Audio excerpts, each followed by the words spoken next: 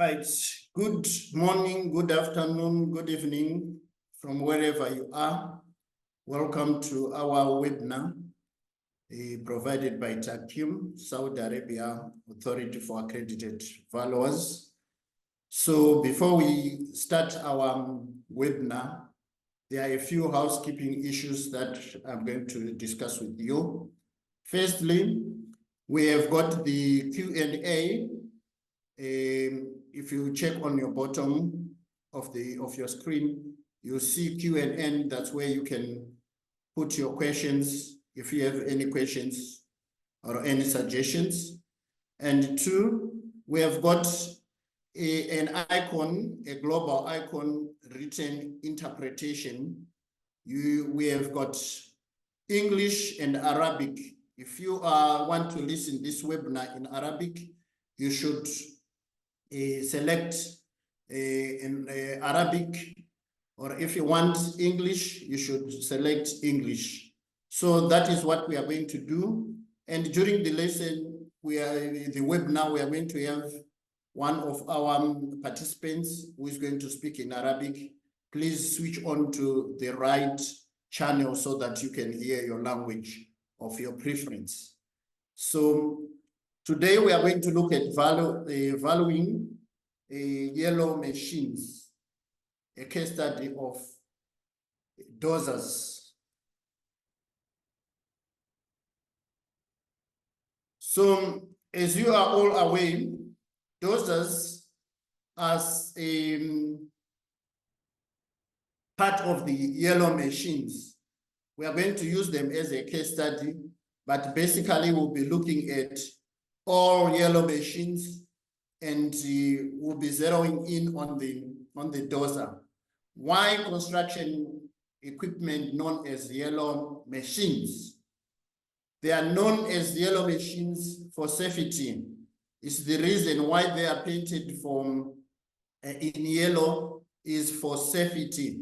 It's easy to see or identify something whenever it is working, particularly in the construction area. Yellow is an outstanding color, so it becomes easier for one to see when a yellow machine is approaching. And another reason is for visibility as well. Visibility, if you are working in a construction area, as you know, it's dark and all those things, but yellow, it's easily visible. So that is another reason why yellow machines are called yellow machines, and are all of them painted in yellow color. And it's now a culture as well, because when every company, new companies, when they are introducing their yellow machines or their construction equipment, they normally paint them in yellow. Becomes a culture, a standard color for construction equipment. Wherever you go, you see all construction equipment in yellow. It's now a culture for this kind of industry. And lastly, for awareness, it becomes a trending, like a trending color. It becomes a trending color in the industry, in the construction and mining industry. Yellow equipment. That's sometimes they call it yellow iron to mean these construction equipment. Let us just look briefly at our case study of a dozer. A dozer is a heavy equipment normally used for land clearing, and it is also used for ground leveling and also used for pushing or moving stones and debris.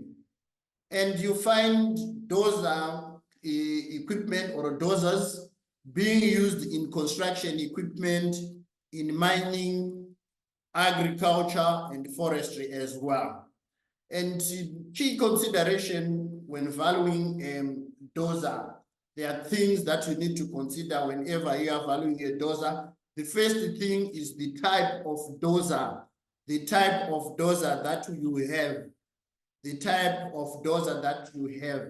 We have got three types of dozers. We have got a mini dozer. This is a mini dozer. a compact and small dozer. It's normally used in areas where they are narrow, and where you need to maneuver your equipment in narrow and small areas where you can work conveniently. And then we've got Clora dozer. This is the heavy duty dozer that we normally see. These are very common. These are used in most construction areas. And then we have got a wheel dozer. This is the largest and heaviest type of dozer that you find. And they are rarely found because they are very huge and expensive as well. And then key specifications for dozer. I have just adopted this one kind of dozer. This is the cut model that I'm going to use. There are different models. If you get Comax, it has got its own and other brand names as well. But I'm going to zero in on cut models. The small dozer, they range from D1, D2, and D3. They are less than 100 horsepower in terms of the power, and in terms of weight in pounds, they are between 15 to 25,000 pounds. That is 6.8, between 6.8 to 11.3 tons. And medium dozers, they range from D4, D5, 6, D7, and D8. And their horsepower is between 100 to 400 horsepower, depending on the model. And they are 25,000 to 100,000 pounds, 11.3 to 45.4 tons. And large dozers, they range from D9, D10, and D11. So if you find D9, you know that you are dealing with one of the large dozers. They fall in the category of large dozers, which are more than 400 horsepower and more than 100,000 pounds, which is more than 45.4 tons. These are the types of dozers that you have. So as a valuer, you need to know which type of dozer you are dealing with and the category. You have to categorize them as well. And then going on to the types of blades, you know, a dozer in front of it, it has got a blade, which is called blade. You need to know different types because dozers, they come with the different types of blades. There is a semi-universal, and then there is a universal, and then there is a straight, and then there is an angle, a blade. These ones, they also tilt. Some of the dozers, they've got a different configuration in terms of blade tilting, or yes, the way they tilt. And there is a two-way tilt. It means it only has 2 ways of tilting. And then there's another one with 4-way and 6-way.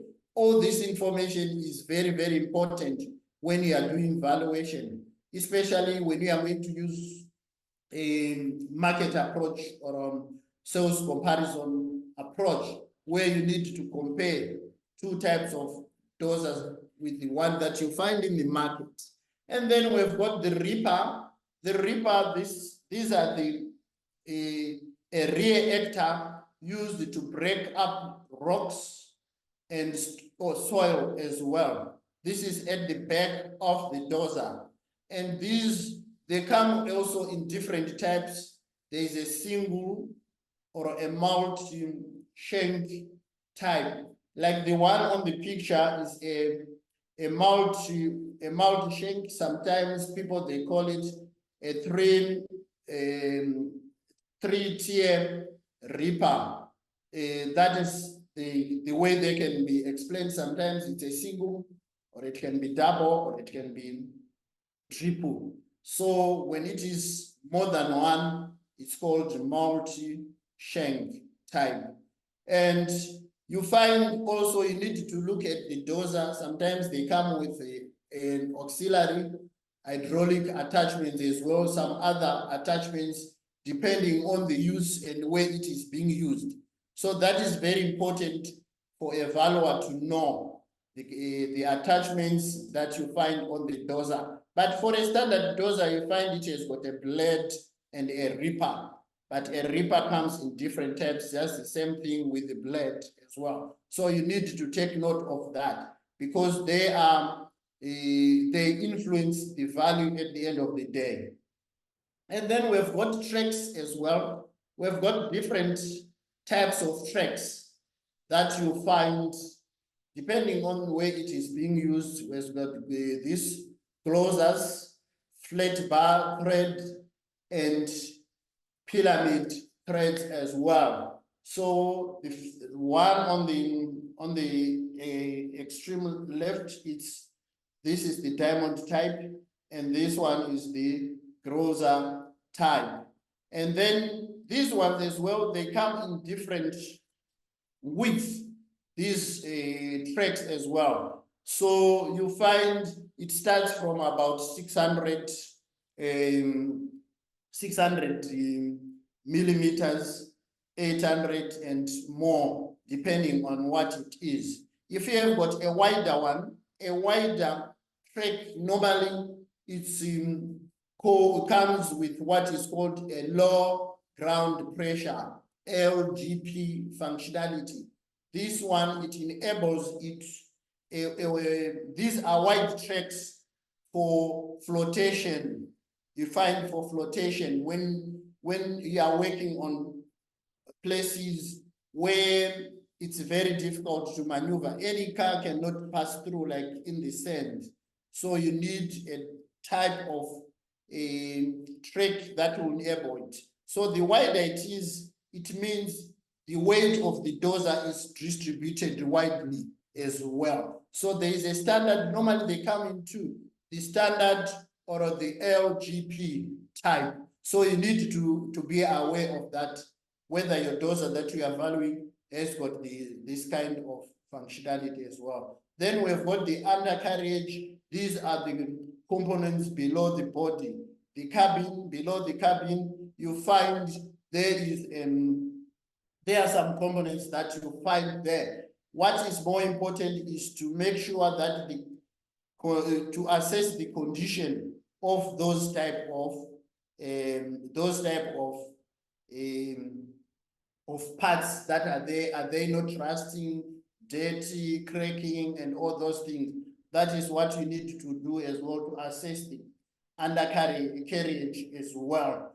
Then we've got other things that you need to consider is the exterior as well, the exterior of the dozer. As you can see, I've got 4 dozers here. These, you need to inspect the exterior. It's very important and to see that, as you can see, the 4 of them, they are dozers, but they've got different exteriors as well. So we have got the most important function of the exterior or system on the exterior, the rollover protection system, the ropes.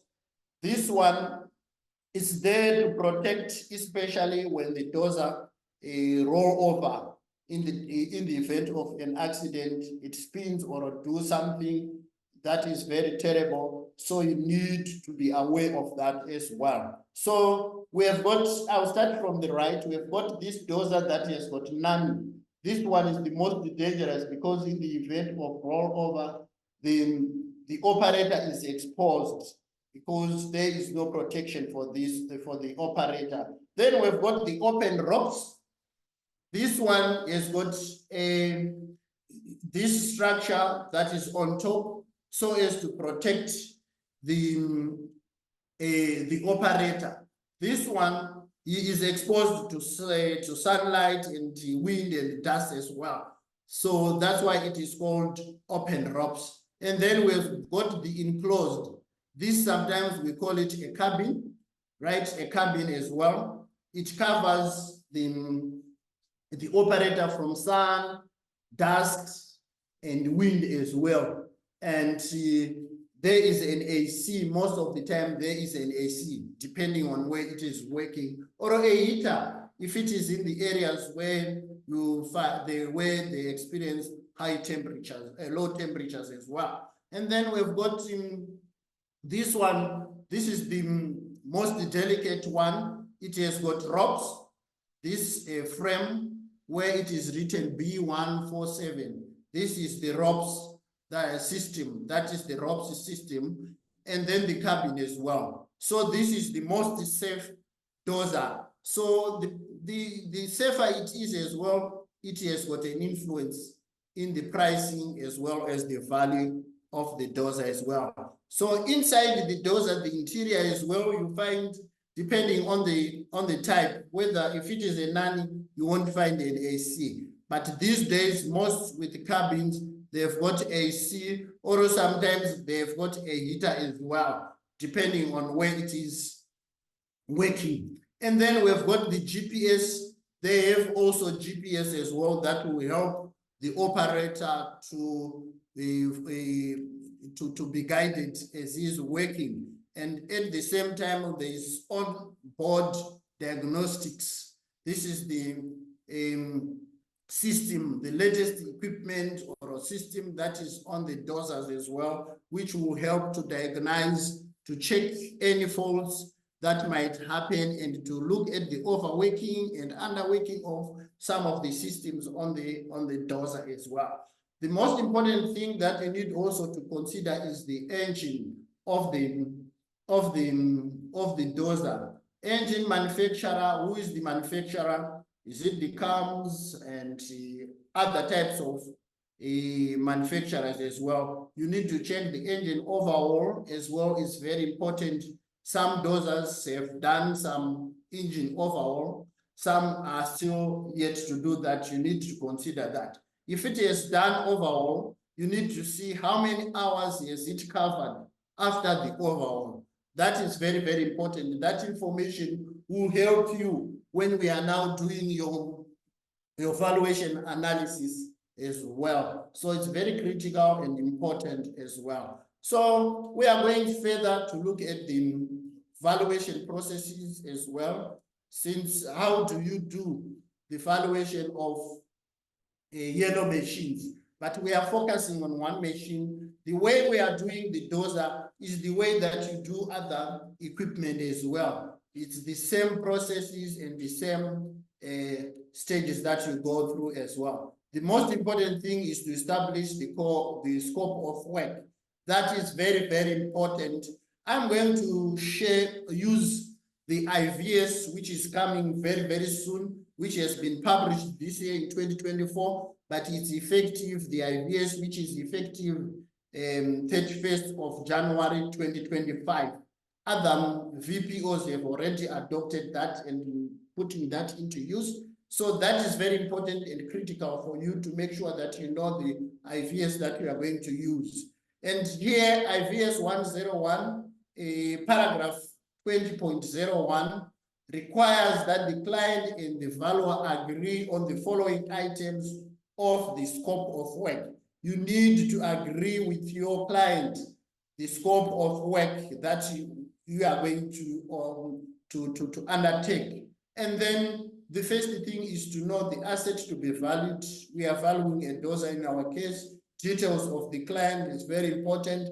Purpose of the valuation, identify the intended users as well. Is it going to be used for, if it is for banking purposes, you need to know the bank which is involved as intended user as well. If it is like for insurance, you need to know the insurer as well. Who is the insurer as well? And valuation date as well is very, very important. And the basis of value, you need to know the basis of value and the nature and extent of the valuer's work and any limitations thereof. What are the limitations? What is the valuer going to do? You as a valuer, what exactly are you going to do in this valuation assignment? And the nature and sources of information upon which the valuer relies. And also, you have to consider special assumptions when you are doing that. And then there are some instances where you need to use a specialist as well to help you in the valuation, and those who consider that as we'll be talking.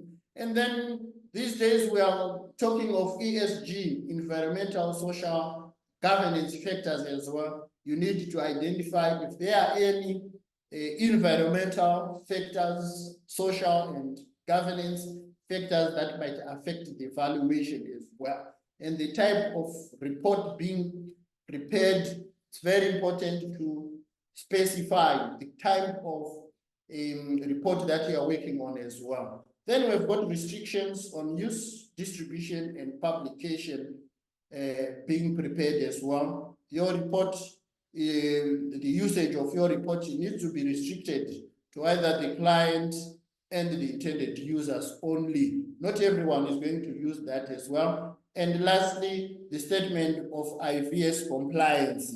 If you are using international valuation standard, you need to state that you have used that. It's very important, especially if you work under the compliance of the IVS.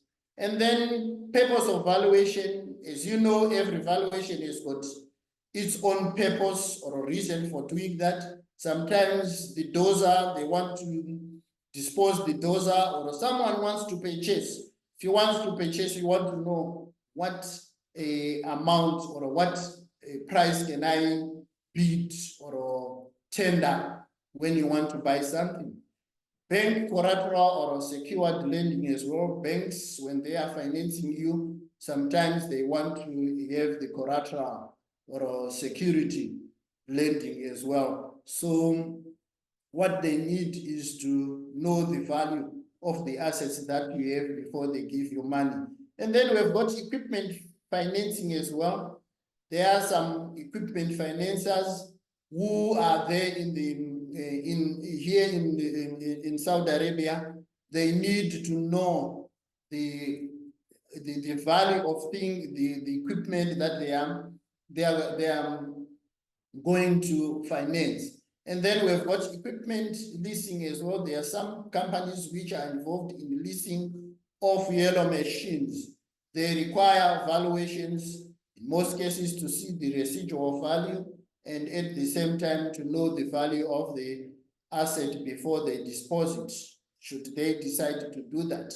And sometimes they want you to help them come up with the rent value of the equipment as well. And then we've got insurance. We sometimes to insure against loss. And then we've got internal decision making. Sometimes management, they want to know the worth of the equipment that they have as well. And in the event of liquidation, you need evaluation. So the valuer must identify and agree with the client on the purpose of the valuation. There is no way you can just do evaluation without knowing what exactly. Sometimes I've seen people who say, I just want the market value. What for? You have to get the reason why they want that. And another thing is the basis of value. We have different bases of value in terms of IVS 102 basis of value. It requires the valuer to select the appropriate basis or basis of value and follow all the applicable requirements associated with that basis or basis of value. Whether those requirements are included as part of this standard for IVS defined basis of value or not. That is for non-IVS defined basis of value as well. So there are different types of basis of values that you find in the international valuation standards. We have the IVS defined basis of value. These ones, you find them in the IVS document. The first one is market value, market rent, and liquidation value. These are the most common types of basis of value that normally goes with the kind of yellow machines that we are talking about now. And then we've got non-IVS defined basis of value. The most known one is the IFRS fair value. the International Financial Reporting Standard. This one is mostly done when you are doing for accounting purposes. You need to follow that standard as well. This is not defined by IVS, but it is defined by IFRS. Right, then we've got the premises of value, because if you come up with market value, suppose you want to give him market value, there are certain things or conditions or assumed uses, that is the premises of value. That is the assumed use, which describes the circumstances of how an asset is used, how that asset is used, right? Is it in its highest and best use? So you want market value in its highest and best use as well, or a market value in the current use or existing use, or orderly liquidation. Maybe you are dealing with liquidation value. Liquidation value, they come into two. We've got orderly liquidation value, and we've got the forced liquidation value, which is sometimes called as forced sale value. People, they sometimes call it forced sale value because it is coming from the premise of value, which is forced sale. But in our case, we call it forced liquidation value. Then let's just look at the basis of values, the definitions according to IVS standard as well. These are defined in terms of the IVS. So you need to quote where you are taking them from as well. Like we are quoting them from the IVS 102, right? So you need to specify the paragraph and section where you are taking them from. Here we have got the market value is the estimated amount for which an asset and or liability should exchange on the valuation date between a willing buyer and a willing seller in an arm's length transaction after proper marketing and where the parties had each acted knowledgeably, prudently, and without compulsion. So this is the accepted IVS basis of value. This is the definition of market value. When you are in need of market rent, your client needs the rent. What is the market rent of this dozer? You need to define what is market rent. This is the estimated amount for which an interest in real property should be leased on the valuation date between a willing lessor and a willing lessee on an appropriate lease terms in an arm's length transaction after proper marketing and where the parties had each acted knowledgeably, prudently, and without compulsion as well. Then we have got liquidation value. Liquidation value is the amount that would be realized when an asset or a group of assets are sold from a liquidation sale, with the seller being compelled to sell as of a specific date. So like what I said, you need to specify the premise of value as well, because that is very, very important when you are doing that. You have to spell out the liquidation value that you are dealing with. Is it an orderly liquidation value where an orderly transaction with a typical marketing period? So if we are dealing with orderly liquidation value, there is a marketing period given, and that should be specified by the valuer as well. But if it is forced liquidation value, it has got a shorter marketing period. Mostly these are the auctions, where all the auction values or the prices that you find on the auction, they are forced liquidation value, because you know it doesn't have a lot of time to market that. Auctions, they just come in within a short period of time, they expose the gadgets away. And then we've got IFRS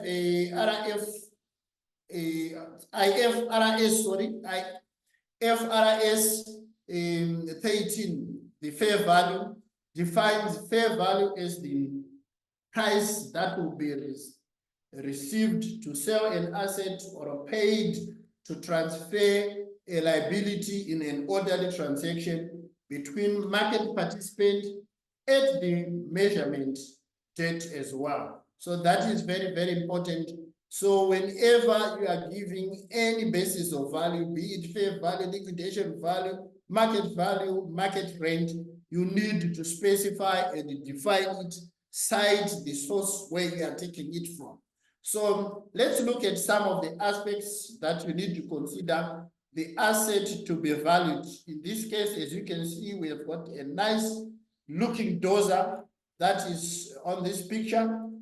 The most important information that you need to know, this is basic information. Without that, it's very difficult to do evaluation.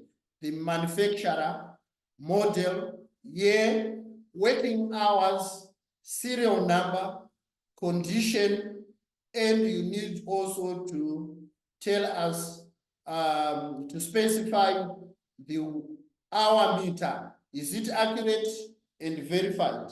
Sometimes you are given by the client because the machine is far away, you can get the hour meter. You need to verify, or you can be given an asset register already with the meters as well, hour meters. So you need to verify that by inspection, or you need to check the accuracy of the meter, whether it is working as well. Here's an example of the asset description, how you can describe it. There are so many ways that you can do, but this is an example of one of the descriptions, ways of describing a dozer. This is a Caterpillar CAT G8R11 or a 2.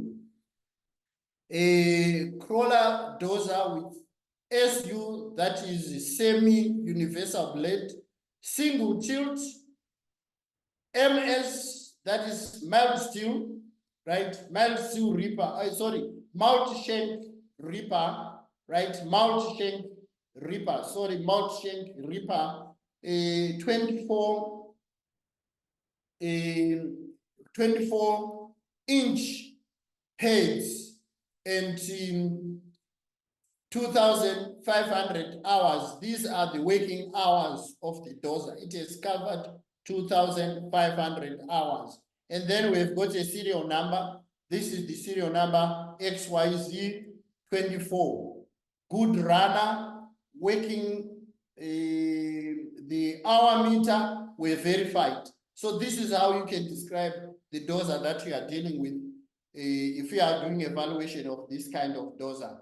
There are general information like what we say, the models. Here is an example. Which one is better of these models and why? These are the value drivers as well. You need to know the specific model. Honestly, you can't just value a Caterpillar dozer or a Komatsu dozer or whichever dozer without knowing the model, because there are thousands and thousands of dozers that you find from Caterpillar. So here we've got the deal. This one is a Komatsu type. This is a Komatsu type, which is D155A. And the second one on the right is D155AX, right? These are two different types of dozers. Which one is better and why? You have to consider that as well whenever you are doing, because these, they come in the difference in model numbers, the A and AX, it spells a lot of things that you need to consider. So you find here in Saudi Arabia, one dozer is popular than the other for different reasons. It could be because of the availability of space. So that has got an influence as well. Then we've got the serial number. This is an example of one. So serial numbers as well, they are very important. If you go you need to know that. Sometimes you've got a serial number, but you fail to find the date of the equipment or the age of the equipment. You can refer to the books. There are certain books that are there, and there are certain websites as well where you can enter the number of the serial number of the dozer. It will give you all the specifications. Or there are some books like the ones that I have here, the serial number guides. These ones, they help. As you can see here, it's one of the pager where we have just pulled out so that you can see. Here at the bottom, we have got a D9N, which is from United States. This one, if you just look at the serial number, and then it will enable you as well to identify the age or the year of manufacture. So those are some of the ways that you can get the serial numbers. Suppose the serial number is not clear, or you don't know the year of manufacture as well. And then we'll go on to investigation and inspection. This is the most critical stage of the evaluation process. You need to obtain the maintenance records and machine job card. Each dozer has got a job card or a record which shows the hours, what has been done on there. Did they change the transmission? Did they change the tracks? Did they change whatever they have done on that dozer as well? It's very, very important as well. And then you have to check the following items which may affect the value of the dozer, like wear and tear due to misuse, poor or inadequate maintenance as well. These can be seen whenever you are doing inspection. We have to also check for the cracks, bends, and dents on the machine as well. They've got an impact on the machine, particularly the cracks. It shows that that kind of a part which has got cracks needs to be removed because it affects the functionality of the dozer as well. Then oil and hydraulic fluid leaks as well. You have to check for that. Inaccurate or broken hour meters as well. There are certain machines, sometimes they are no longer functioning. So that has got an impact on the value. The engine as well, we've talked about it, and the undercarriage, you have to check at the conditions of those. The track rollers, idlers, sprocket, and pads as well of the dozer. You need to check the condition of the dozer. That's why inspection is very, very important, because you might miss out all these things which are very critical, because some of them, they need thousands and thousands of reals to maintain them, to repair them, to put back to its original position, which is good condition. And then the painting as well. Is it the owner equipment manufacturer type? That is the OEM type of paint. It's the one which came from the manufacturer when it was brand new. Sometimes people or operators or owners, they've got a tendency of repainting it, especially when they want to sell it, so that it looks newer, and then they try to bargain a higher figure for you. So as a valuer, you need to have eyes to see whether this paint is original or it's something that has been done by the owners as well. And then we have got a specialist, like what we have said when we're looking at the scope of work. Sometimes you need to rely on inspection reports from third-party inspection reports as well. These can help you to fully identify. As an example, this is one of the reports that was done on a dozer, right? On a dozer, which was D8T dozer, which was manufactured in 2012. So as you can see, the inspector went on to look at each and every and give points and comments as well. So it's very, very important. If you get hold of this, it can tell you more about the condition of the dozer as well. And another information, especially in Saudi Arabia, we don't manufacture dozers, but we import dozers as well. So you need to check papers, documents, which came with dozers so that you verify the information that you have been given by the client against what you have from customs as well. As this one is done in Arabic, I did the translation for the purpose of us to learn. So as you can see, it is showing the custom. This one is a D9R wheeled dozer, and the year of manufacture is there. The tonnage, the total tonnage, the weight of the machine as well is very important. The country of origin, this one is a US manufactured. The serial number is given, the engine number, and the color, yellow, is the yellow machine. And the duty paid as well was shown as well. If you get hold of this, it shows you can get information that you can make use of when you are doing valuation. Remember, you need to investigate and inspect, and you need to verify the information that you have been given. Because if you work with wrong information, or if you work with the inadequate information, you might end up coming with wrong figures on unreliable values as well. So that is very, very important. And also the nature and source of information as well. You need to research on the costs, and you need to research on the comparable sales.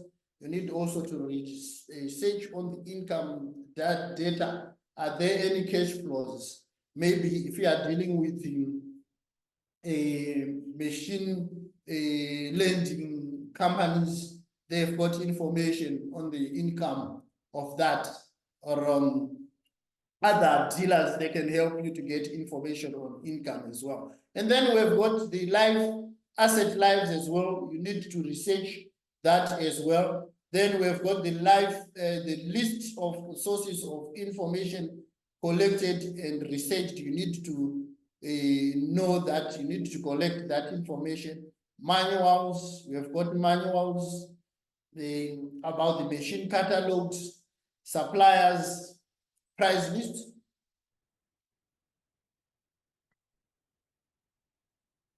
Suppliers price list as well. They are very, very helpful for you to see the movement of prices as well. You need to work well with suppliers so that you have more information about the yellow equipment as well. Manufactured and subscribed the price guides as well. Some of them you can subscribe them online. There are lots of them that you can find. Serial number reference books as well, you can find them. And then internet sources as well. Here I've got 4 companies that deal with, that can help you, because they buy and sell equipment, yellow machines as well. We have got haraj.com.sa. It's one of the website that you can rely on if you are dealing with yellow machines. And then we've got another one, opensook.com.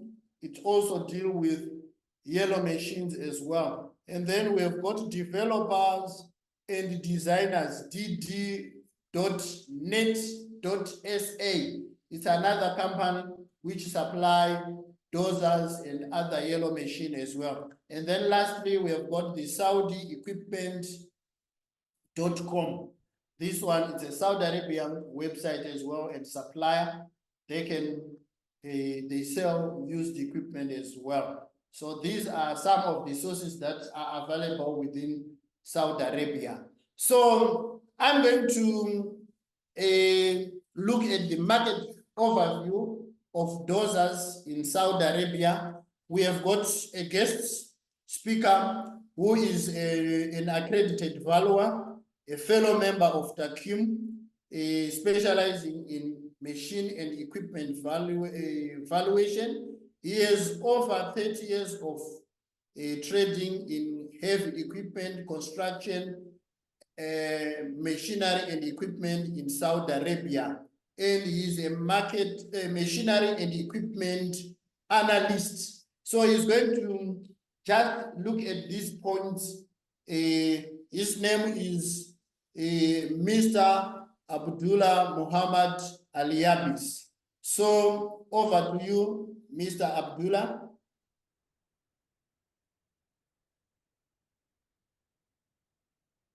السلام عليكم ورحمة الله. نرحب بأخواني الزملاء المقيمين للآلات والمعدات في هذا العرض الجميل. الأستاذ روكا طلب مني المداخلة للسوق السعودية، وحدد بعض النقاط اللي يسألني عنها، اللي هي البابلر براند نيم. في الواقع يوجد في السعودية 3 ماركات مشهورة، اللي هي كتربيلر الأمريكية، وكوماتسو، وتشانتوي صينية. كوماتسو يابانية، وكتربيلر أمريكية، وتشانتوي صينية. هذه تقريبا هي المسيطرة على السوق في الآلات والمعدات، وهي اللي متوفرة بكثرة في السعودية وعادة تستخدم. وكل دولة طبعا فيها ماركات تختلف عن الماركات اللي موجودة عندنا، ولكن هذا هو السائد وهو المسيطر على السوق. يوجد في السوق طبعا نوعيات أخرى مثل الإبهر أو أنواع ثانية، لكنها غير مخدومة من وكلاء أو قطع غيار متوفرة. ولذلك المستخدمين لهذه الآلات اللي هي البلدوزرات دائما يحاولون يشترون الشيء اللي متوفر وموجود قطع غياره مخدوم في كل مكان. ولذلك البراند نيم نعتمد ال3 الأسماء اللي قلتها الأولانية، الكتربيلر وكوماتسو والشاتوين. طيب، كورنت ماركت، ممتاز. هذا سؤال جدا مهم، اللي هو حالة السوق. وحالة السوق دائما متذبذبة، أحيانا يكون في طلب عالي، ويعني هي تأثر عليها العرض والطلب بشكل كبير، والمشاريع وتوجه المشاريع. أحيانا يكون المشاريع متوجهة لقطاع معين أو جهة معينة من الآلات والمعدات تستخدم بكثرة. في الوقت الحالي يمكن تشوفون الحفارات الإكسكافيتر منتشرة في كل مكان، والبلدوزرات لا أقل منها. ولذلك الأسعار تتذبذب، وممكن المقيم حينما يذهب للبحث أو للحصول، يحاول الحصول على قيمة سوقية، يجد تفاوت غريب في الأسعار. ولذلك يعني من الضروري جدا أن تعتمد الأسعار الأخيرة. حتى يعني الزملاء الأخوان اللي معنا الآن، يعني اللي يعملون في التقييم، يلاحظون كثير الليكويديشن أو التصفية للآلات والمعدات هذه الصفراء. فهو فيه كساد شوي وفيه انخفاض في القيمة. ولذلك نحاول دائما أن يعني تكون الأسعار اللي نحصل عليها أخيرة، مبيعات أخيرة، يعني مو من سنة. ممكن الحاجة اللي قبل سنة سعرها 500، الآن ممكن سعرها 300، وهذه جدا مهمة اللي هي حالة السوق. بالنسبة للسايز أو الحجم، برضو جدا مهم، لأن كل دولة زي ما تفضلت من قبل قلت لكم أن فيه كل دولة لها تركز على أحجام معينة، فبعضها زراعية يعني تحتاج البلدوزرات الصغيرة بكثرة، وبعضها يعني إذا رجعنا للشرائح اللي شرحها الأستاذ روكا في المقدمة، كانت عندنا 3 أحجام: وسط وصغيرة وكبيرة. السعودية دائما الحجم الكبير، ولكن مو بالكبير جدا. يعني تقريبا الحدود 40 طن اللي جاي عندنا في المنتصف، 40 طن. تحصل في دول كثيرة لا أحجام ضخمة جدا، وخصوصا الدول اللي تعتمد على المايننج أو تعتمد على المناجم مثل استراليا والبرازيل. لكن حنا عادة عندنا الحجم المتوسط. ولذلك السايز، خلينا نقول السايز اللي موجود، يعني لو قلنا الكوماتسو نقول ال 155 اللي شرح الأستاذ روكا عنه، الدي 375، دي 275 برضه في الفترة الأخيرة صار يجينا الشاتوين. عندنا السي 22 وسي 32. عندنا الكتربيلر دي 8 ودي 9 ودي 10. هذه تقريبا هي المسيطرة على السوق، وهي اللي تحصلها موجودة في أماكن كثيرة.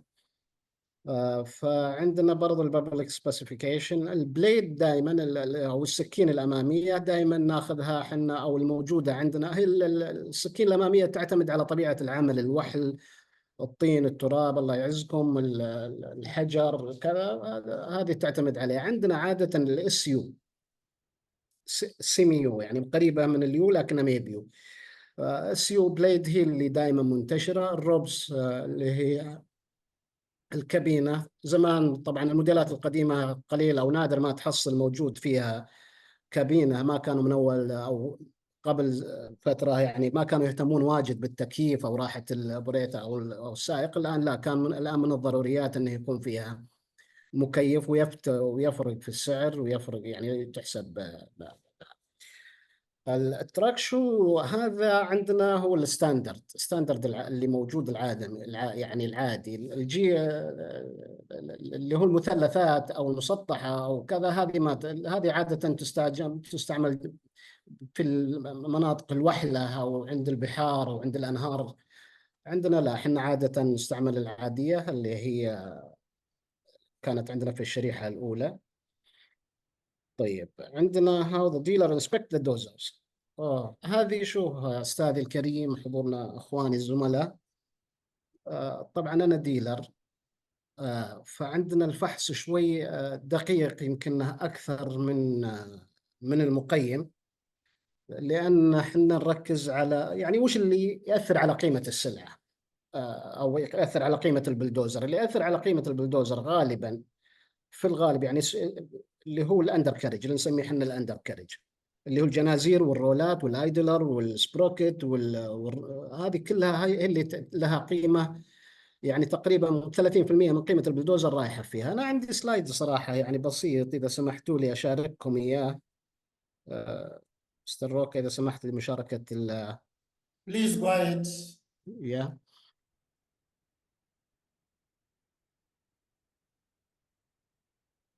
كويس.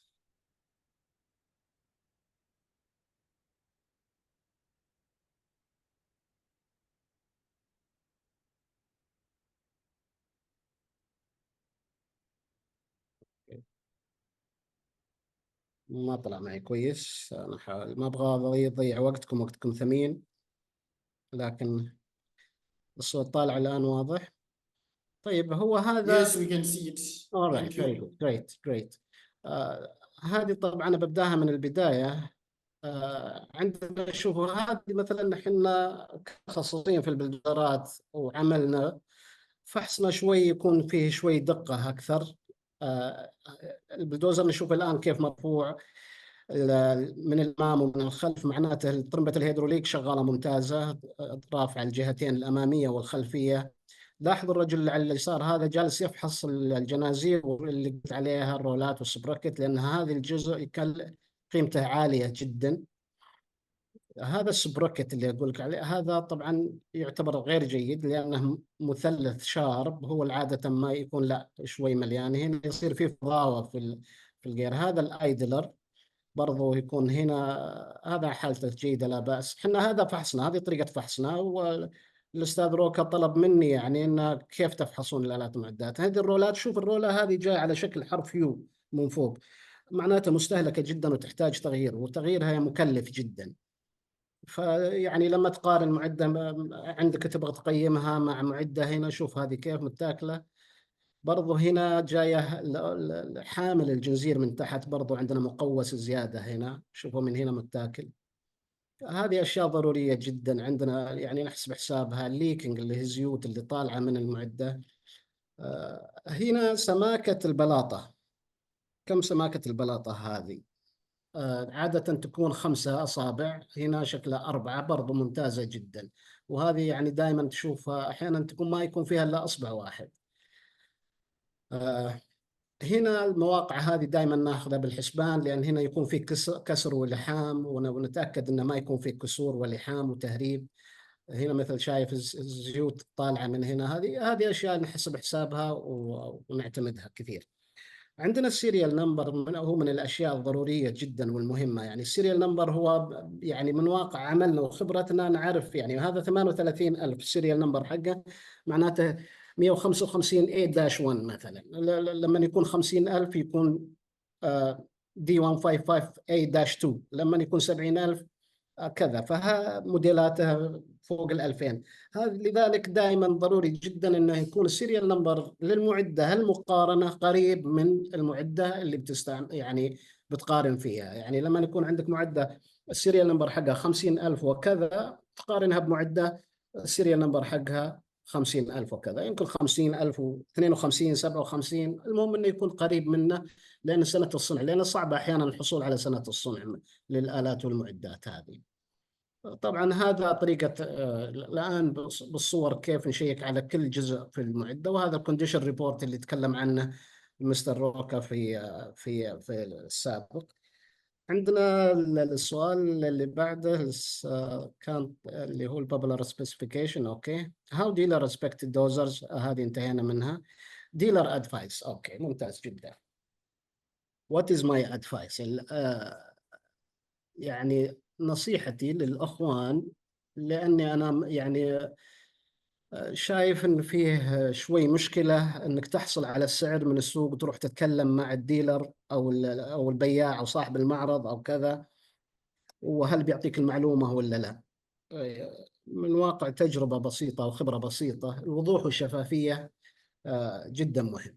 يعني لما يجينا احد يسعر معده او اله، ليش يسعرها؟ هل هو منافس لي بيشوف كم السعر اللي عندي وينزل منه؟ هل هو يعني اتصور الصورة واضحة لكم. ولذلك لا، انا مقيم آلات ومعدات. طبعا الاشياء السرية اللي ما اللي في اخذناها في المناهج ان ما نصرح باسم العميل ولا اسم السبب ولا الغرض ولا كذا، ولكن انا مقيم آلات ومعدات وهدفي الوصول الى القيمة، واحتاج مساعدتكم، ولا كذا بيتعاونوا معك اكثر، وراح يعطونك مثلا او يطلب منك الصور، وش اللي عندك؟ عندي كذا، وش اللي هذا؟ والله بنقيمها بالرجال يبغى يصفي وهذا ويبدا نعرف سعرها او ورثها ومن هالكلام هذا الطيب هذا، وهو بيسالك شلون التقييم يعني انا اتصور ان هذا هو الاسلوب الامثل لتحصل على قيمه ممتازه جدا وتعاون مع الاخرين.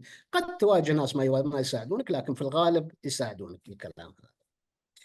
بعدها عندنا طال عمرك اللي هو التأكد من المستندات الرسمية للآلة اللي بتقارن فيها أنها يعني أهم شيء أنها ما تكون محجوزة أو مرهونة لبنك زراعي أو بنك أو كذا، تكون حرة، لأن اللي عادة اللي ما يكون معها مستندات تكون أسعارها رخيصة، ولذلك ستفاجأ أحيانا بوجود أسعار غير الأسعار اللي أنت شفتها ولا كذا. ليش هذه سعرها؟ ما راح يقول لك، ولكن تأكد انها منها. السيريال نمبر تكلمت عنه. عندنا الاندر كاريج، عندنا الاستاذ روكا تكلم عن الدهان او البويه. الدهان عندنا في السعوديه العملاء او شركات المقاولات ما يحبون المعدات المدهونه. ليش يحبونها؟ اذا بيشتري ما يحب تكون مدهونه. ليش؟ ما يبغى اي حاجه مخفيه، يبغى كل شيء مكشوف امامه، ما فيها تهريب، ما فيها لحام، ما فيها كسور، ما فيها، يبغى كل شيء مكشوف كما امامه. يدهنها هو بعدين بعد ما ياخذها يدهنها، ولذلك الغير مدهون له رغبه افضل من المدهون. هذا اللي عندي استاذ روكا، واسف للاطاله، شكرا لكم.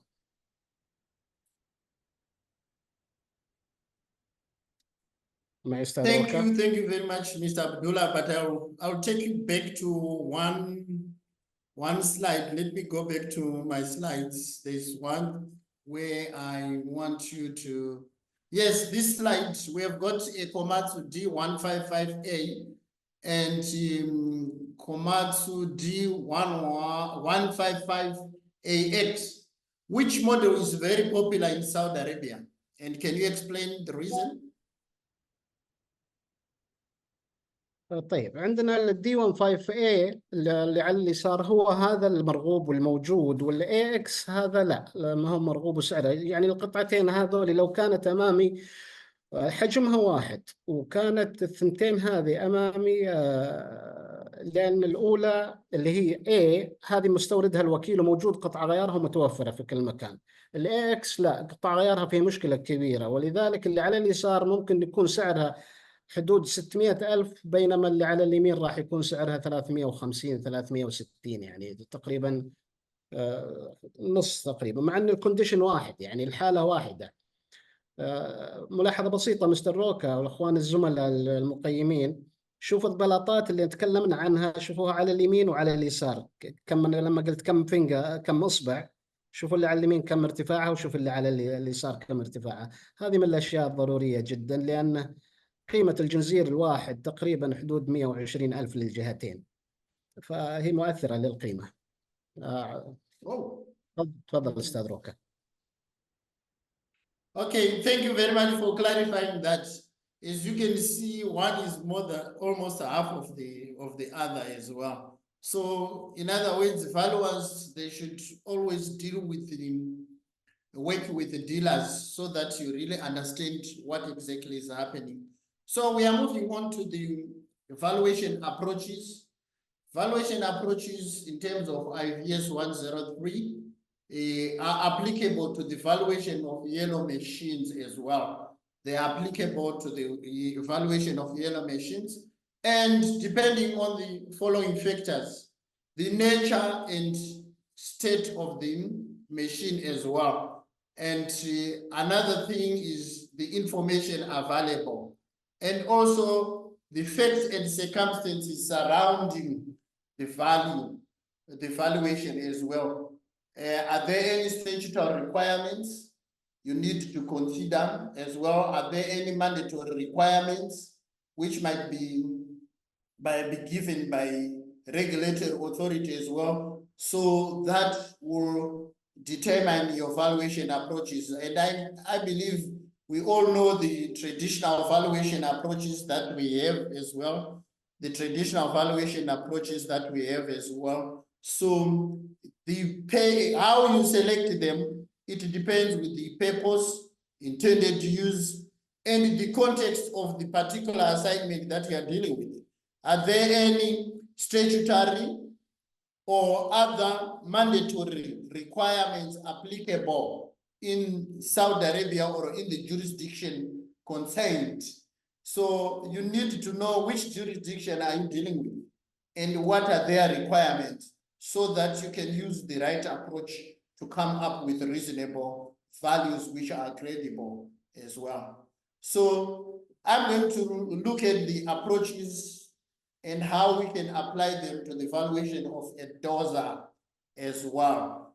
The cost approach is widely adopted in the valuation of yellow machines, especially newer machines. The approach can be used as a reasonableness test to other approaches. Suppose you have used income, you have used the market approach, you can use the cost approach for testing the reasonableness of the values that you have arrived at. So cost approach, sometimes you can rely with, and it becomes the dominant approach that you can use. But my encouragement is, why don't you use all approaches, all the three approaches, so that you can test the reasonableness of the approaches. Sometimes someone will just say, Mr. Ruka, I'm doing valuation of a dozer. Which approach should I use? I don't know. It's up to you based on the information that you have. So you need, because every assignment is treated differently depending on the information that is available. There is no one size fit all that you can say this is the approach that should be used for dozers. Cost approach, market approach, or income approach. You can use all on one assignment. You can use two, depending on the information that you have. It is based on the principle of substitution, that a buyer will pay no more for an asset than the cost to obtain an asset of equal utility, whether by purchase or by construction, unless undue time, inconvenience, risk, or other factors are involved. So in other words, that is the guiding principle, that no one is going to pay more than what he can buy, right? So in other words, the value should not be more than the replacement cost. So this is based on the international valuation standards as well.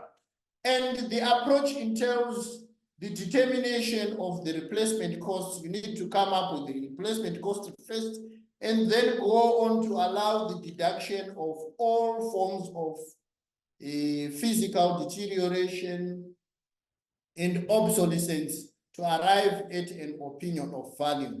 So this is the formula that you rely on, that you work on you start with the replacement cost new, and then you remove less physical depreciation, and then you go on to look at the functional obsolescence, and then identify the economic obsolescence, and you come up with the opinion of value, right? The opinion of value.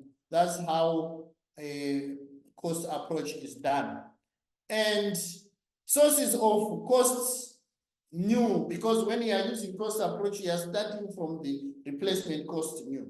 So how do you get the cost new? So you have to rely on local agents and dealers as well. Here in Saudi Arabia, we have got agents for cards, we have got agents for Komatsu, we have got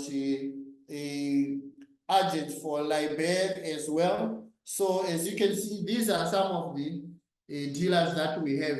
The dealer for card, this is the dealer for card, and this is the dealer for Komatsu as well. There are websites that are available as well. And another important thing is you need to go to exhibitions.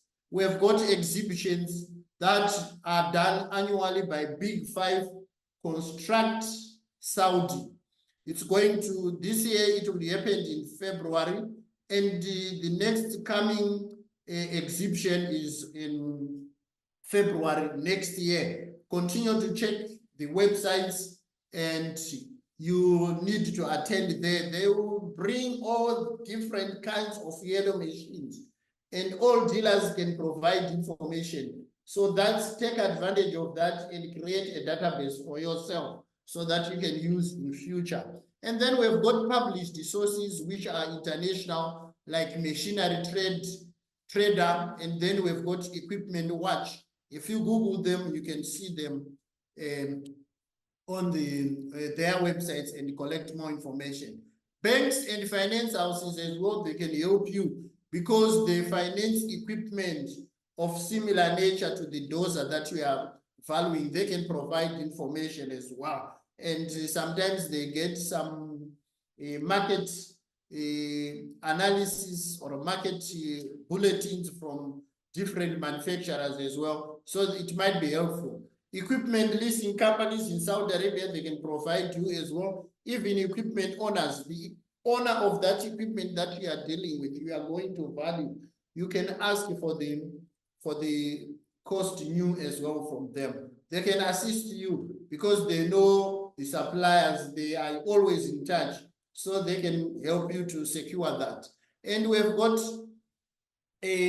sources of life, of asset lives as well, because if you are using cost approach for you to do physical deterioration, you need to know the age and the life of the asset life of the dozer. So you can deal with local agents and the dealers of the kind of brand that you are dealing with as well. We have got also published sources which are international. The one that is here is the ASA, Normal Useful Life Study. You can secure that information and then make use of that. As you can see here, it is describing different kinds of machines, and this is the normal useful life on the lower side and the normal useful life at the high side of the equipment. It depends with the kind of equipment that you are dealing with, then you can provide the correct. And then we've got Equipment Watch and other online publications. And some of these they give you for free, others they are for subscription as well.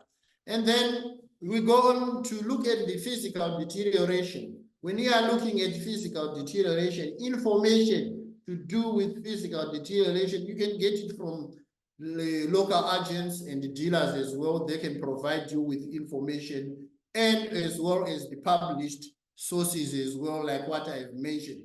They can provide you with how you can come up with physical deterioration. And then functional obsolescence, this is the form of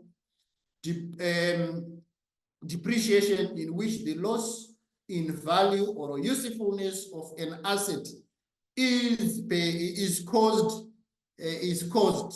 inefficiency or inadequacy of the asset itself when compared to a more efficient or less costly replacement asset that new technology might now allow. As you can see, dozers, they are being manufactured, new dozers which are better versions than the one that we are valuing. So if it happens that you get a brand new dozer of the similar model, you have to compare their differences in terms of their efficiency, in terms of the technology that is on the new dozer. Then you can make adjustments.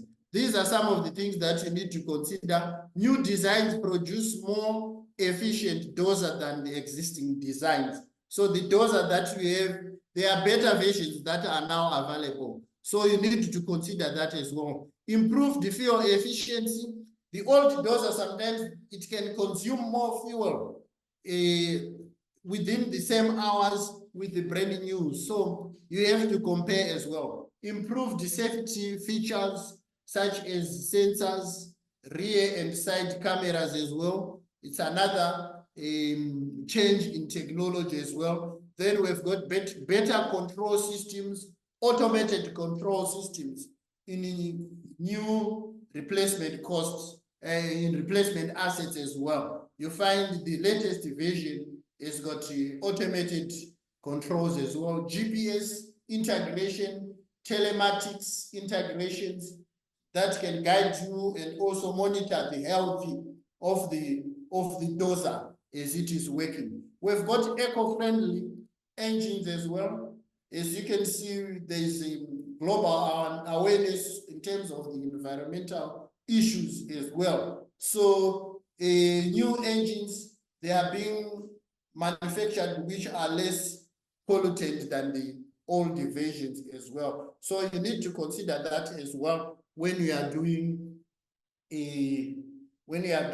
evaluation as well, when you are looking for the functional obsolescence.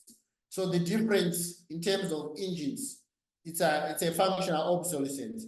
Low operating costs as well, that shows you, because now if it has got a GPS system, there's no need for guides or people who are working as guides to direct the operator of the dozer. Now there is no need for that personnel.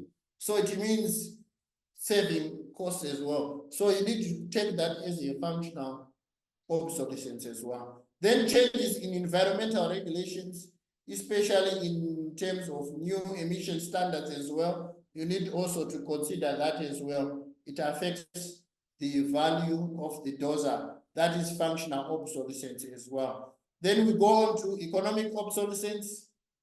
Economic obsolescence, this is the form of depreciation in which the loss in value of or usefulness of an asset is caused by factors external to the asset.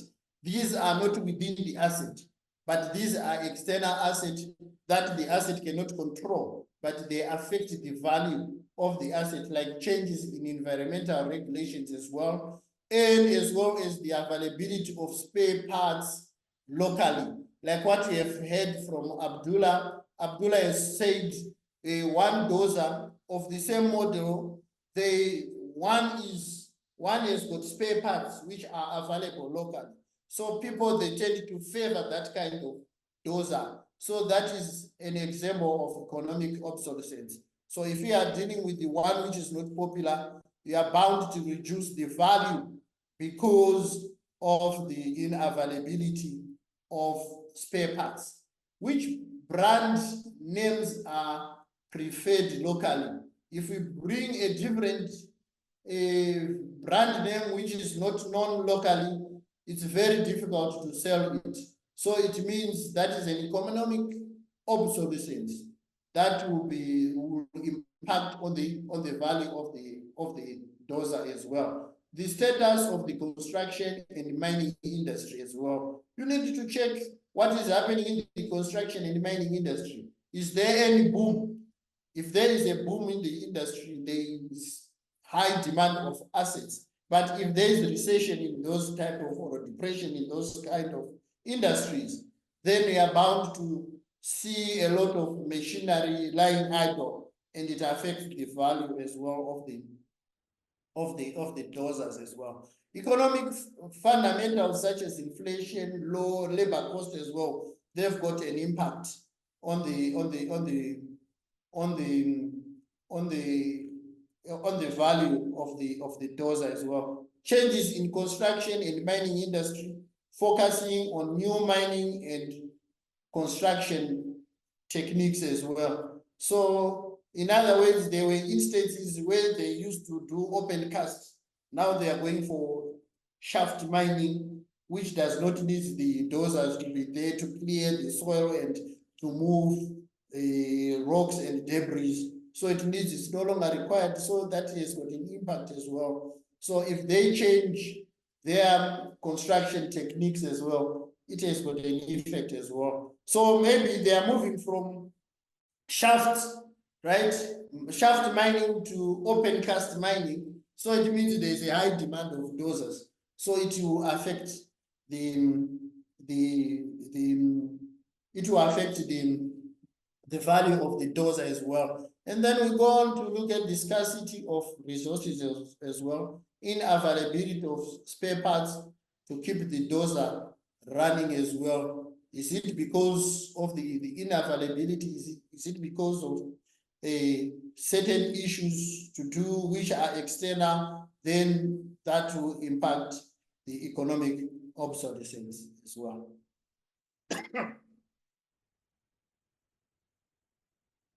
Now I'm going to give a case study on how you can apply the cost approach in the valuation of a dozer. Here we've got a 2021 Caterpillar CAT D8R crawl dozer with a semi-universal blade, single tilt, multi-shank ripper, 24-inch pads, and 5,500 hours. It's 438 horsepower. The serial number is given there, and it's a good runner. The hour meter is verified that it's working and it's in proper condition. So this is the information that you collect that we are going to use as well in the valuation. Here you are required to perform the following: calculate the market value of the CAT dozer by cost approach.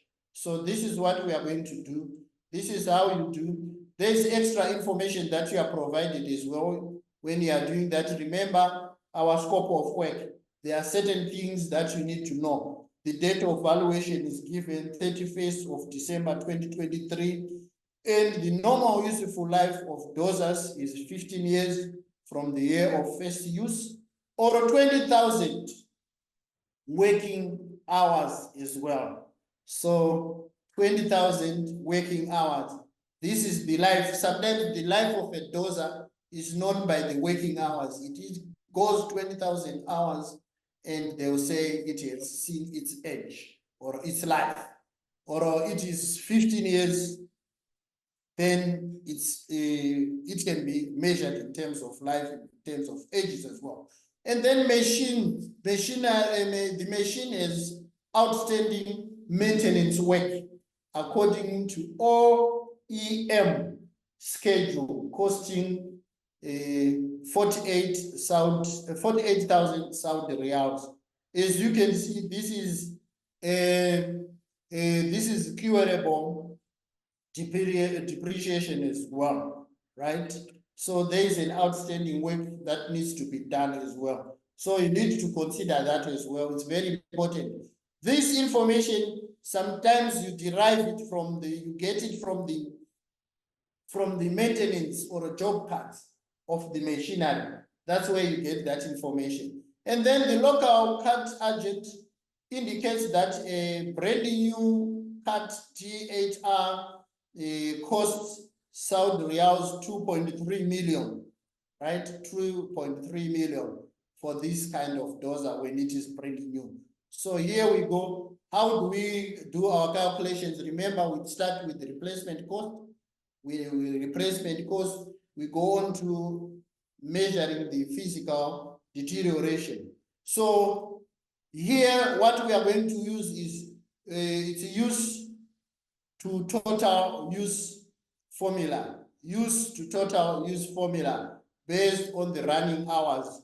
You remember in our first previous slide, we said the normal useful life of dozer is 15 years from the year of the first use, or 20,000 working hours, right? 20,000 working hours, that is the total use. So that is the total use. And the 5.5 hours, that is the use, how much it has been used, versus the total use, that is based on the running hours of the asset. Then we've got curable physical deterioration. That is the cost to fix or cure the postponed deterioration, right? Remember, the dozer has got 48,000 reals maintenance work that was not done. So that is curable physical deterioration, right? So it has to be deducted, that one. And then we've got incurable physical deterioration. This is based on the age of the asset, the total running, total and remaining life, where the adjustment for physical deterioration is equivalent to the proportion of the expected total life consumed, right? That is what the IVS encourages. So here we are going to calculate we are going to extrapolate the information now based on the information that we have. The current hours that we have is 5,500, and we've got total hours that we have 20,000 hours. That is a normal useful life in terms of hours, right? We are not going to use the age, because sometimes when you are dealing with dozers, age can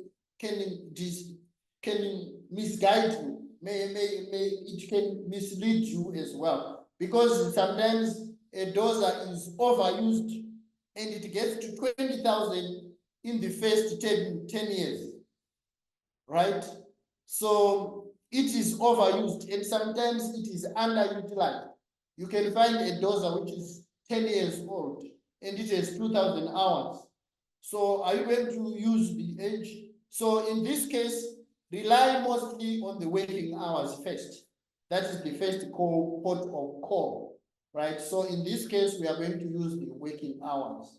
And we will look at the remaining hours.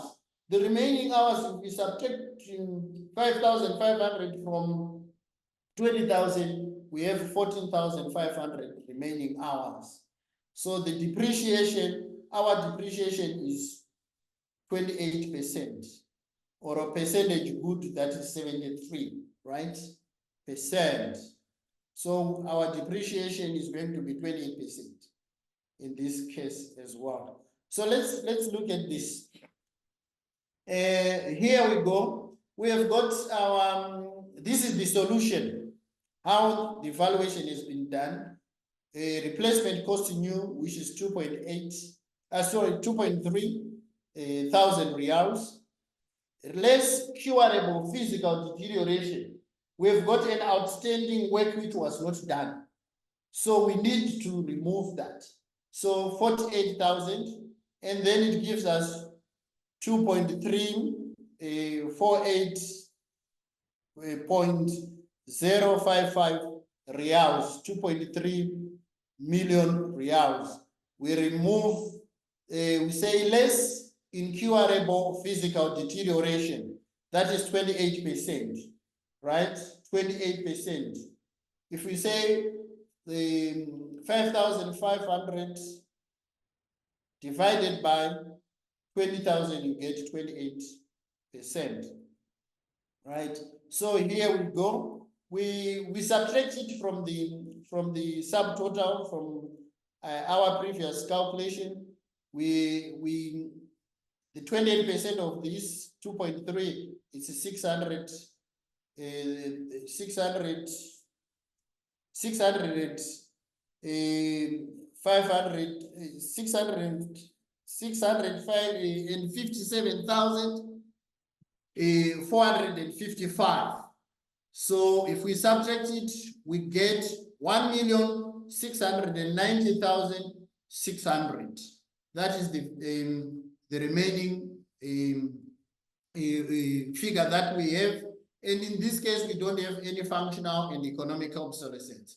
So our dozer is 1,690,000 rounded off.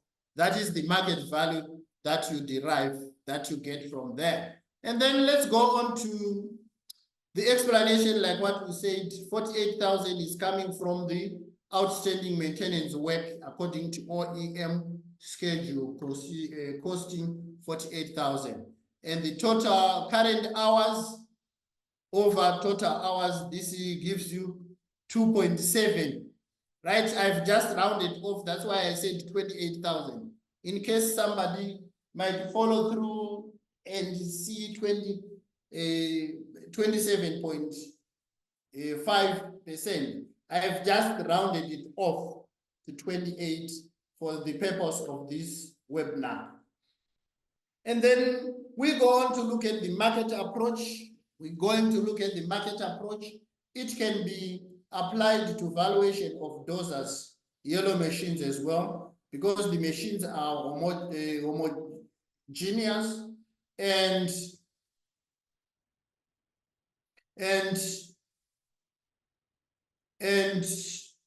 they are ready. There is a ready second-hand market as well, and sufficient sales evidence is available from dealers. If you talk to dealers, a lot of dealers around Riyadh, you'll find them there. And then the elements of comparison for dozers, you need to look at the brand name, date of manufacture, DOM, ROPS, that is the rollover protection system, condition, tracks, GPS systems, attachments, working hours as well. You can use them for the comparison purpose. And in terms of the ideas, there are types of market evidence that we have. The actual sales of identical assets as well. Sometimes if you go to dealers, they give you the actual sales that they've done of same machines, or sometimes they can show you some evidence of other machines. Maybe we are dealing with D8R, they can show you D8T, they can show you D9, all those, they are just but similar assets as well. Or they can show you asking prices of identical assets as well, or asking prices of similar assets. All they fall under the basket of market evidence that you can deal with. And we've got the hierarchy of evidence as well. You need to look at direct comparable evidence. Direct comparable evidence, those are evidence which are identical. If we are dealing with the D8R, they are D8Rs as well. So that is direct of the same year, right? D8R of 2000 and maybe 2005. All of them, they'll be the same. Those are direct. And then you can deal with the D8R of different years, or of different years in the making as well. That is indirect comparison. And then we've got general market data as well and other sources that you can rely on as well. That is very, very important. And then let's look at the market approach, an example of market approach. This is the same machinery. Now we are doing it using the market approach. So we are going to look at the market value, by market approach, and then we are going to estimate orderly liquidation value of the machine, and then we are going to look at the estimated forced liquidation value as well, right? So it's going to be interesting. And then information that you had gathered, that has been gathered during investigation and inspection, the date of valuation we are given, the normal useful life, we have looked at it, the outstanding maintenance work, we have talked about it. And the price of a brand new one, we have talked about it as well. And the extra information that we got is the relevant dozer cell information. This is information that we have taken. You got this from a dealer or an agent. They gave you the original prices, that is the replacement cost of the machines. These ones, the 2022 is goes for 2.1, right, million. And then they've sold it for 1.8. And then we've got a 2021, it's going for 2.1, and it has been sold for 1.5. And then another information, 2020, it's only 2 million, and it has been sold for 1.3 million. So that information, you are going to use it now for you to do in the market approach as you be calculating. So the dealer price as well, the dealer paid 264,900 million, right? This is 1.2 million for a 2019 CAT DHT LGP dozer, and recently sold it for 1.3. In other words, you bought it from the owner and he went on to sell, because the dealers, they buy and sell. So he bought it for 1.2 and sold it for 1.3. And then we've got results from several recent auction sales and asking prices for cut dozers as well. So this is the table, as you can see. This is the asking price that they were that was put on the dozer for 2018, 276,000, but they went on to sell it on the auction for about 223,000. So this is the information that you get from dealers and auctions as well, so that you can make use of this information, right, in your valuation. So here's the solution, right? Calculate the market value of cut dozer by market approach. So as you can see, we've analyzed the information. Remember, let me show you where I'm taking this table from this one. This is the table I've analyzed. So look at the results, how I've done it. I looked at the cost or percentage.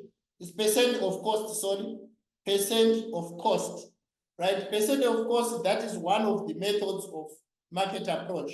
We've got direct match, and then we've got a comparable method as well. So this is the third one, percent of cost.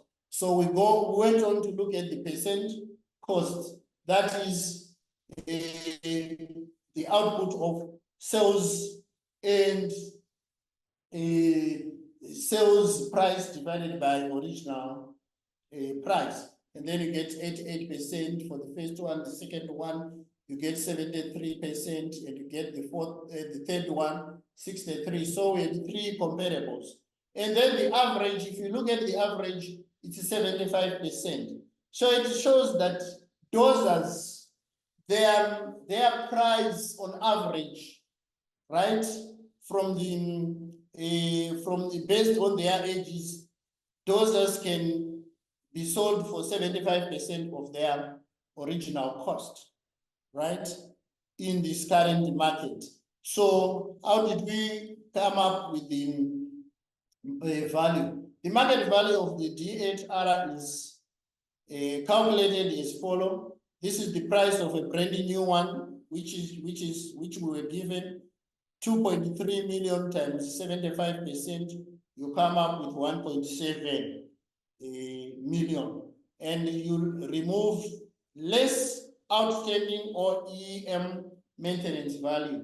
You come up with, which is 48, and the final value of the asset is, the market value is 1,749,000 reals. So that is the market value using the market approach. And then we go on to number 2, to estimate the orderly liquidation value. This one is the liquidation value, which is based on a reasonable market period, which is given the reasonable market period when you are dealing with that. So how do you get the information? This is the kind of value which is based on the information provided, or which is on the activities of dealers. Remember, a dealer paid 1.2 million for a 2019 CAT DHTLGP dozer and sold it for about 1.3 million to a contracting company. So we make use of that. We want to look at the markup, and then we get the markup, then we remove that markup from the market value. That's when we get the liquidation, orderly liquidation value. So as you can see here, acquisition costs, right, minus sale price. The dealer acquired it for 1.3 and sold it for 1.3, and then subtracted the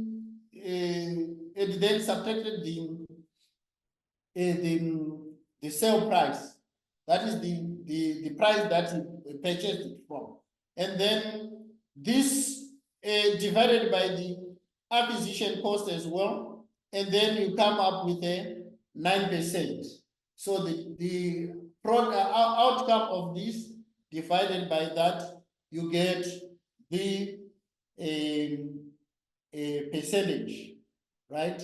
And the orderly valuation liquidation value of DHR is calculated by, this is the market value. Remember from the previous slide, this is our market value. Now we are subtracting 9%, right? If we subtract the 9% of this, right, we come up with, so if we say it's a matter of say 1 minus 9%, which is almost like 91%. This is 91% of the market value, 91% of the market value. So we reduce by 9%. We are saying we are reducing market value by 9%, because if a dealer can work out like this and come up, you look at the markup of the dealer. If you come up with the markup of the dealer and then the percentage markup, you remove it from the market value, and then you get the orderly liquidation value. So I hope that is understood. And then we are going to look at the forced liquidation value. This information, this is the last information. Let me go to that. This is the last information that we got from auction sales and asking prices of the machines of various dozers that are on the market. As you can see, I went on to do the analysis, percent of the asking price. That is a auction price divided by the asking price.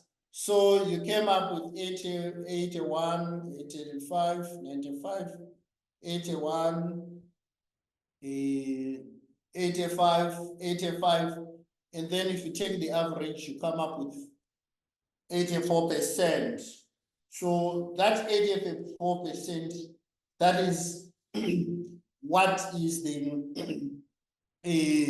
so it's like 16%. Right? It's like 16%.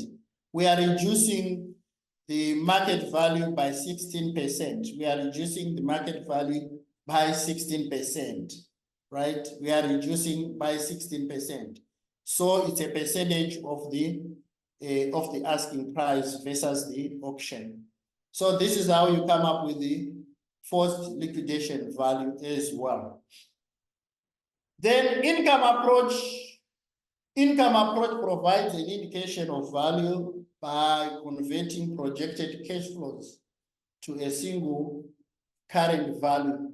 Under income approach, the value of an asset is determined by reference to the value of income, cash flow, or costs or cost savings generated by the asset, right? This is from the IVS standard.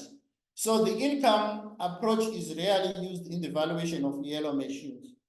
Very challenging to obtain specific cash flows attributed to the subject dozer from the client. So most of the time, the clients, they are using them, they are not renting them. So there is no cash flow which can be generated by that dozer when it is at a construction site, right? So there are no cash flows that we can get from the owner. So we did not use this approach as well. So the final valuation is as follows. This is how it is. If you look at the market value, buy cost approach is 1690000, and we have got 1.7 million, 1.5 million, and 1.4 million. This is the liquidation values. Market value by cost approach is 1.6. Market value by market approach is 1.7. Orderly liquidation value is 1.5. And then forced liquidation value is 1.4, right? So how do you reconcile? How do you correlate this so that you come up with the market value? What is your conclusion? How do you conclude that? It depends with the purpose of valuation that you are doing, right? It depends with the purpose of value that you are doing. Sometimes the most important thing that you need to consider is which of these, like the market values, which of these two market values, cost and market, that is the market value that we are going to look. Which one are you going to pick? It depends with the purpose of valuation one, and as well as you need to consider the status of the market. Which one shows the status of the market which you are dealing with? The market where that dozer can be sold. What is the Saudi market like in terms? So to me, market approach, it shows, it gives a picture of the buyer and the seller market as well, right? And like what we have said, cost approach, we normally use it for the reasonableness or test, right? So these are some of the things that you need to consider. Your concluded market value, it depends with the status of the market that you are dealing with. It depends with the purpose of valuation that you are dealing with as well. And then you can come up with the conclusion. So now I'm going to, we are getting to the end of our webinar. I want to close with a quotation. The quotation, I get it from Michael J. Remsha. Is one of the well-known market machinery and equipment valuers, who is well-known and is now retired. He's really an experienced appraiser of machinery and equipment. So he stated this: when the market speaks, valuers listen. When the market speaks, valuers listen. So in other words, from me, what I got from this quotation is we need to understand the market for us to provide a reliable result for our clients and fulfill our mandate as well in a credible and acceptable and proper way. So that is all for today. I now leave this time to questions. If we have questions from,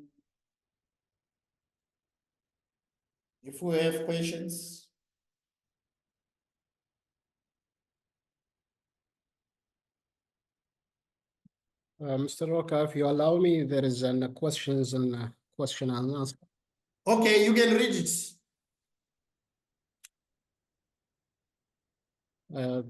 لدينا سؤال من المهندس عبد الله الصعب، يقول ممكن مهندس عبد الله توضيح طريقة حساب تأجير المعدات الصفراء؟ سؤال موجه لي إذا سمحت لي أستاذ روكا. يقول طبعا الإيجار المعدات، نحن الآن نتكلم عن البلدوزرات، ولذلك سأتحدث عن إيجار البلدوزرات. ما هو المؤثر على السعر الإيجار أو قيمة الإيجارية؟ المؤثر على القيمة الإيجارية أول حاجة مدة العقد، ولذلك لأنهم يحسبون كم النقل ذهاب وإياب، ويحسبون صاحب المعدة يحسب كم تكلف، وإذا مدة طويلة فهو ضمن عمل طويل لآلات ومعدات بدل وجودها في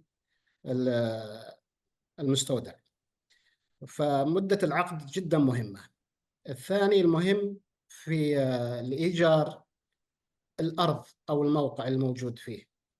وأحكي لكم يعني قصة حصلت معي قريبا من أحد المقاولين.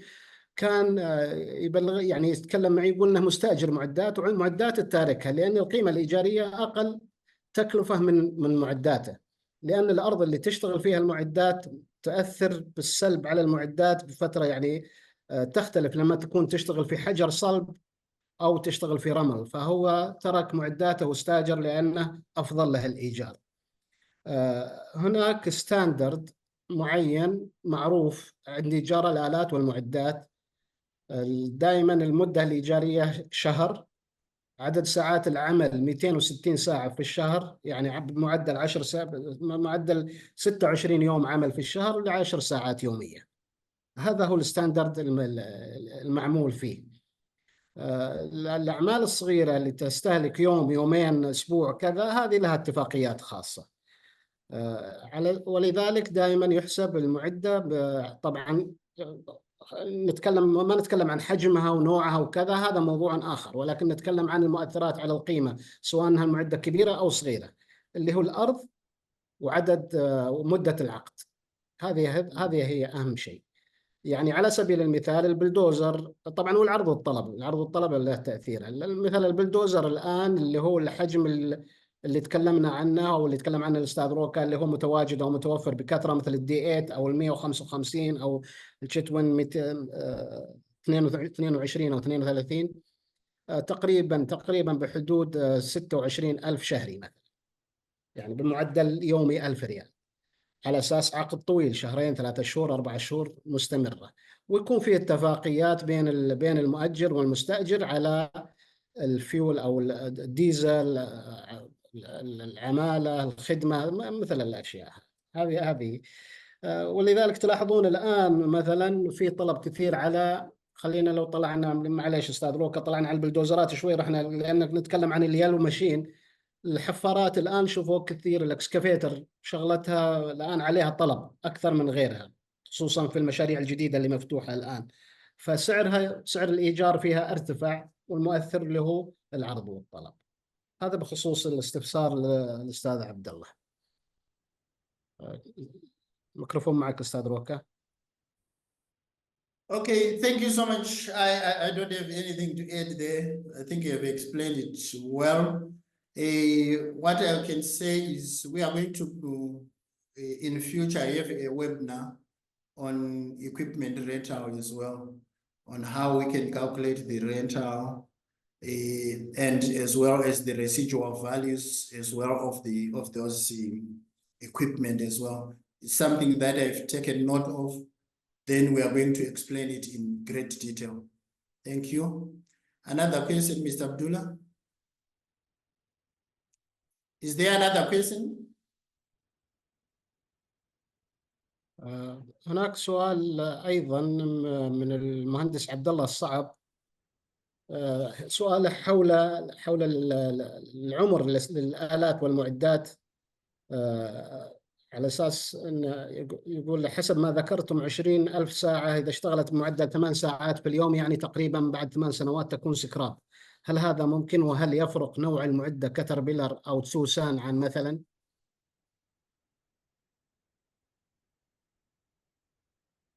سمحت لي أستاذ روكا طبعا. Yes, you can answer it. Thank you very much. Yeah. في كل بلد عمر المعدات يختلف بسبب الظروف الاقتصادية، ولذلك نجد في بعض البلدان معدات قديمة جدا بالسبعينات وما زالت تعمل. ولكن دائما نحن نتكلم عن العمر الافتراضي اللي حدد لنا، وهو لا يعني أن بعد العمر الافتراضي أن قيمتها سكراب. ولذلك سأشارك معكم لو سمحتوا لي هذه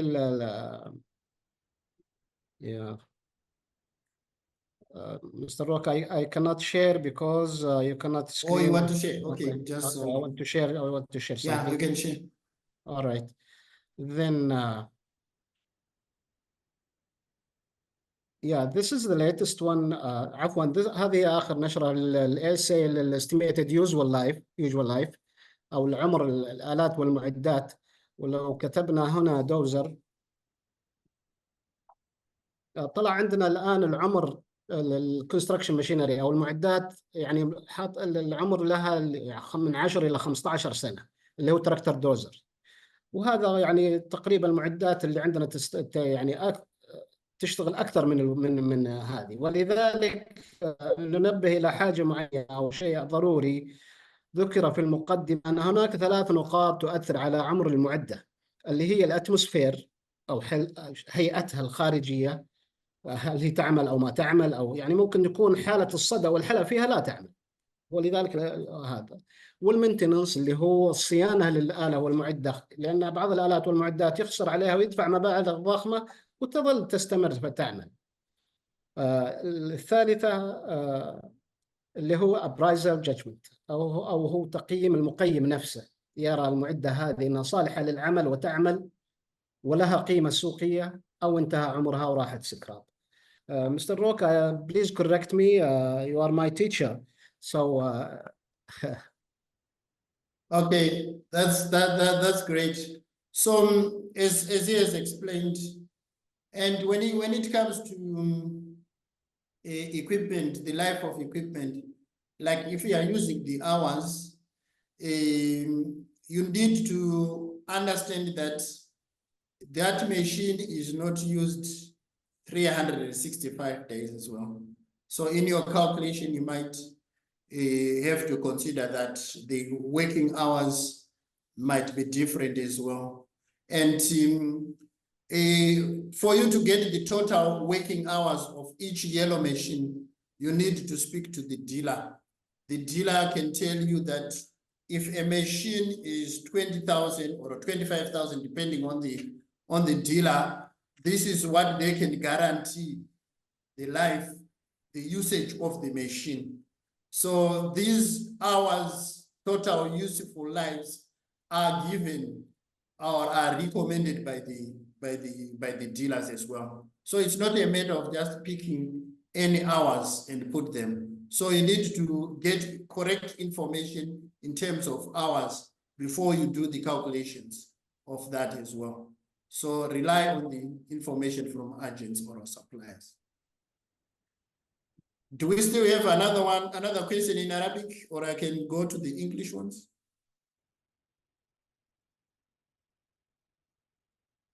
هناك سؤال من الأستاذ محمد الخريف، كان يسأل عن اوكي تقادمات. شكرا للهيئة والسيد روكا والأخ عبد الله اليابس على تقديم مثل هذه اللقاءات. وهناك سؤال حول أفضل طريقة لتقدير نسب الإهلاك وأشكال التقادم التقني والوظيفي والاقتصادي لمثل هذه الجرافات، وحساب نسب قيمتها كخردة.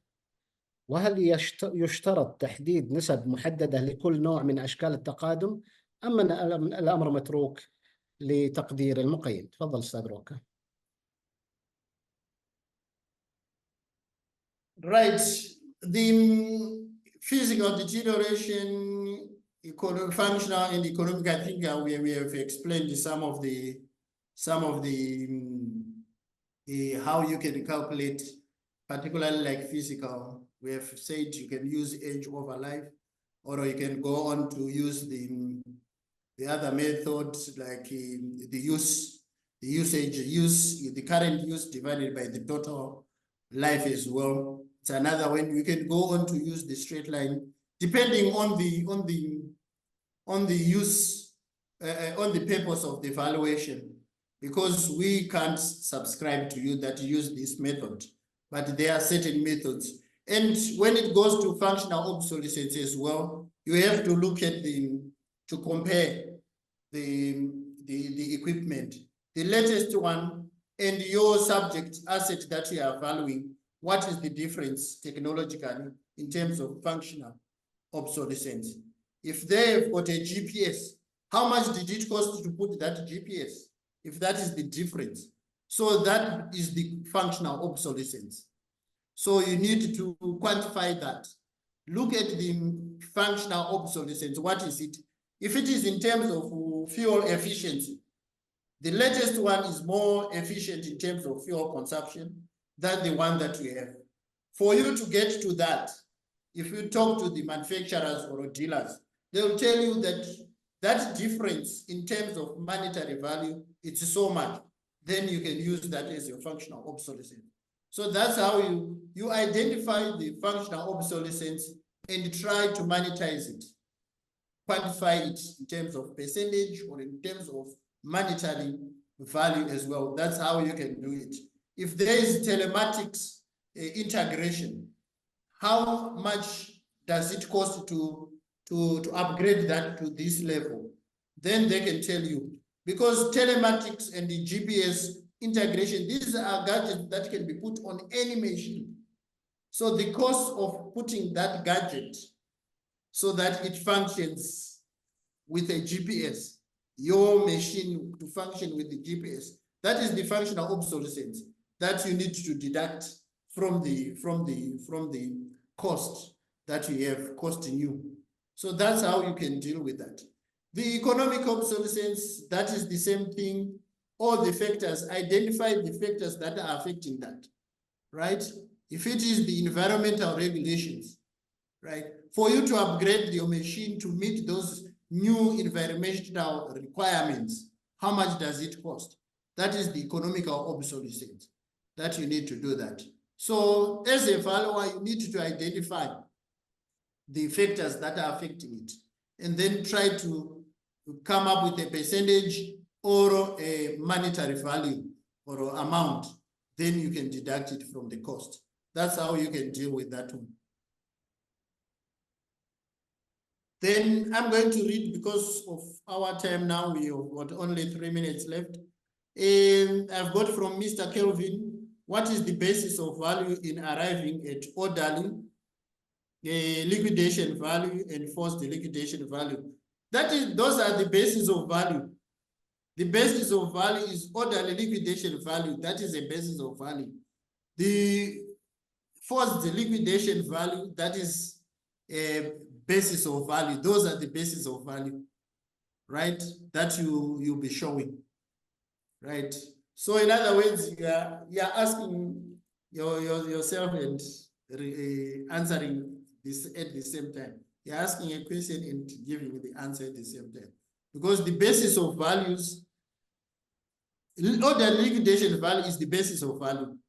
Forced liquidation value is the basis of value, right? So you could check from the international valuation standards as well. And then we've got Mr. Daniel. Please, why do we consider special assumptions as necessary in valuation, bearing in mind those assumptions do not have empirical evidence? Thank you. Special assumptions are necessary depending on the assignment that you are dealing with, right? So we can't do away without them. So that's why they are very important. Yes, you can, some of them, they don't have empirical values, evidence, but it's very important because for you to come up with a value, you need to consider certain issues that you need to consider. Like you did not, for example, if you did not do a technical inspection and you have to consider that equipment is in good working condition, that is it's a special assumption that you have considered that you did not do electrical inspection or a technical, deep technical analysis or examination of the machine. So it's an assumption. So it's really necessary to consider that for you to that. All I can say is I refer you to the IVS, go and read on the special assumptions so that you can see on the purpose and uses of using those kind of special assumptions in every assignment. In every assignment, you need to have assumptions, special assumptions, or any form of assumptions that you need to consider as well. Why, another question, why the different acquisition costs in calculating the market value? Why different acquisition cost? Why different acquisition cost? I'm not sure, but what we have done in that is to look at the markup. The markup, that is the profit. So for you to come up with the profit, right? The profit is when you purchase something and you sell it. So the purchase price, that is the acquisition, right? And the sale price, the difference between that is the markup. That is the markup between the acquisition cost and the sale cost. You acquire something, let's say for five reals, and you sell it for 10 reals. The difference is that is what we're calling the markup. We have used it in order for us to come up with the order liquidation value. So I hope I've understood you. I responded to your question. So thank you very much. We are going to end here. If you have any other questions, you can use our ticket system on our website for more questions. If you have more questions regarding this webinar, feel free to contact us online on our website. Send your questions, then we will respond to you. Thank you very much, Mr. Abdullah and Mr. Basim, for joining me in this webinar. Shukran. Thank you very much. Shukran. شكرا لك. شكرا لك. Bye everyone. مع السلامة. Ma salama. مع السلامة.